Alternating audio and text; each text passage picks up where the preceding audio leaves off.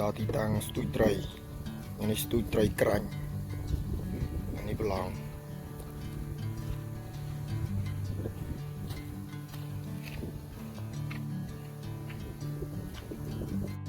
នេះគ្រឿងត្រៀមសម្រាប់ប្រយុទ្ធថ្ងៃនេះ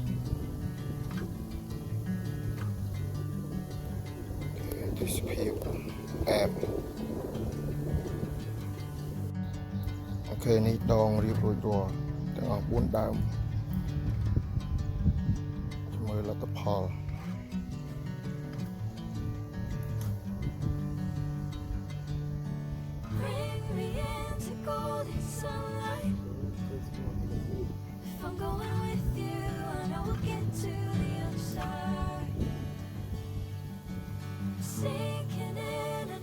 គេឡើយដូរទីតាំងទៀតហើយសល់ដងតែ2ឯងទីតាំងទី1អត់បានថៃស្បីតែ1មើលលទ្ធផលទីតាំងទី2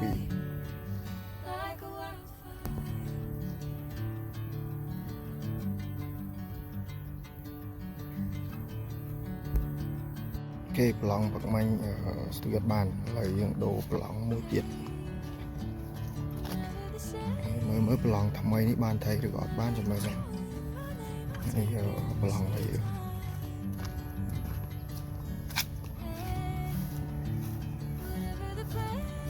ស្មាត់ជើងចាស់ស៊ីមួយណាអូន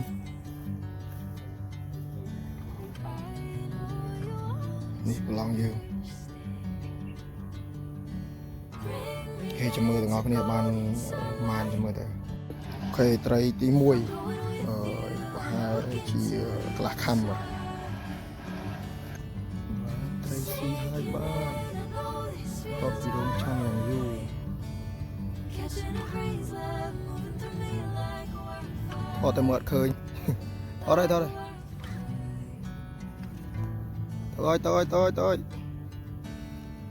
បុបអាយយ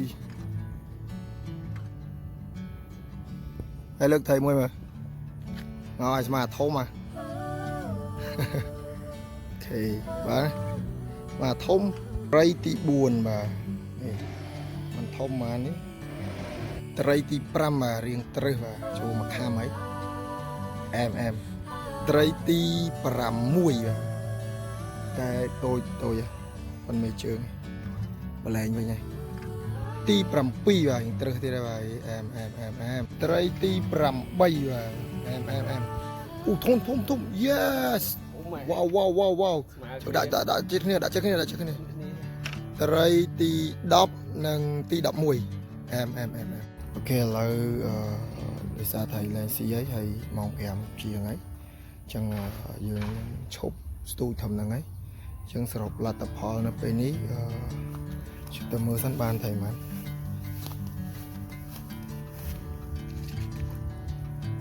អូខេ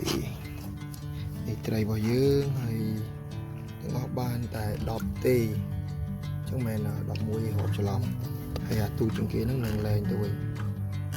អូខេអាទូជាងគេចង់លែងទៅវិញតើបាយ